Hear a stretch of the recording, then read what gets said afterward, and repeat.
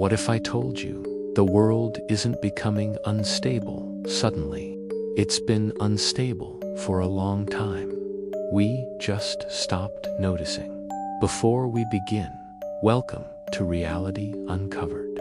And yes, I owe you an explanation. I know I've been quiet for days. I wasn't well, both physically and mentally. Sometimes you need to step back to see the bigger picture clearly.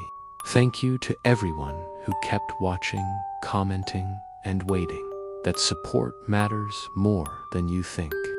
Now, let me ask you something uncomfortable.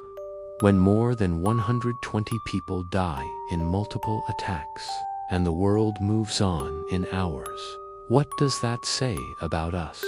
Because that's exactly what just happened in Pakistan. No global emergency meetings, no wall-to-wall coverage for weeks.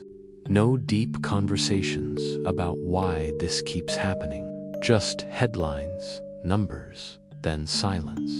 And that silence is the real story. We are told these are isolated incidents. We are told this is local instability. We are told this has nothing to do with you.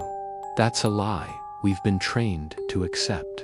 Because instability today doesn't announce itself with world wars and dramatic declarations. It creeps in quietly. It spreads unevenly. And it hits places the world has learned to ignore first. Pakistan is not the problem. Pakistan is the warning sign. Multiple attacks, different locations, civilian deaths. This isn't just violence, it's systemic pressure. Pressure created by economic stress, political fragmentation, radicalization, fueled by hopelessness, and a global system that thrives on imbalance. When institutions weaken, people don't suddenly become violent. They become desperate first. Violence comes later. And here's the uncomfortable truth no one likes to say. Global instability doesn't start in powerful countries. It leaks outward from the cracks of weaker ones. Think about the pattern.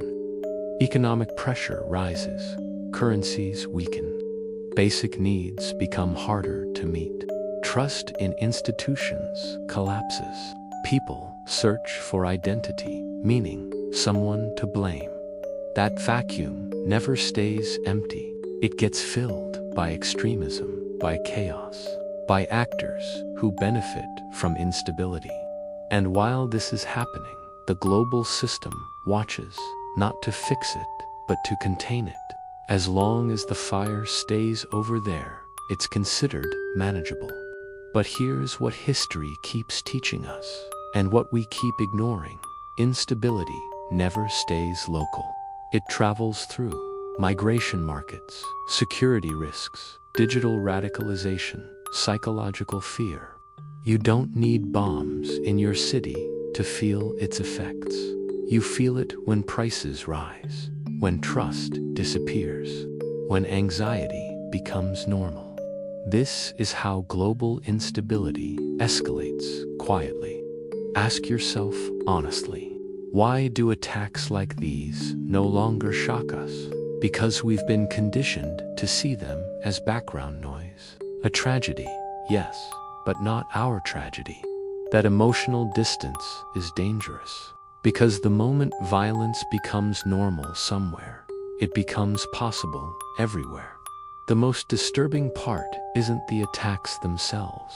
It's how efficiently they disappear from the conversation. No long investigations, no serious questions about long-term causes, no accountability, just the next headline. And that's how instability wins, not through chaos alone, but through normalization. This isn't about fear, this is about awareness.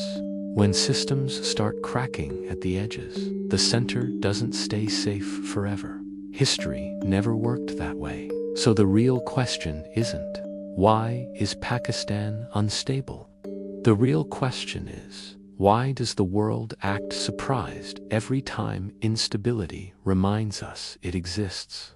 Before you leave, do one thing.